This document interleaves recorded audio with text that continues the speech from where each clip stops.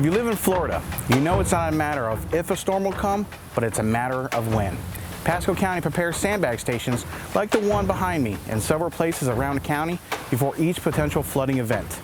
Sandbag locations are posted on our website and on the My Pasco app, so you can be prepared for any storm that heads our way. Just head to mypasco.net or download the My Pasco app ahead of an approaching storm, and you'll know where to go.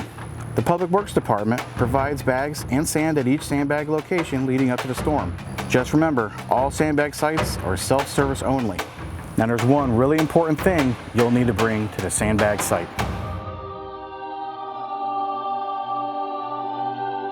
It's one of these guys. Don't forget your shovel. Fill each sandbag about 2/3, but no more than 3/4 full, so it will lay flat and act as a barrier. Make sure you don't overfill the sandbag. You'll need enough room to tie off the opening. Remember, Pasco supplies 30 sandbags per household, and that should be enough to protect your garage door and 2 smaller doors. To protect doors, first lay down a layer of heavy plastic sheeting available at any hardware store. Make sure it's as high or higher than the stack of sandbags and that it covers the ground underneath the sandbags to create a waterproof barrier. Place sandbags lengthwise along the width of the door. Overlay bags to build the next layer to make a higher barrier. You can use this method for all types of doors. Following these steps can help create a barrier to protect your home from flooding damage.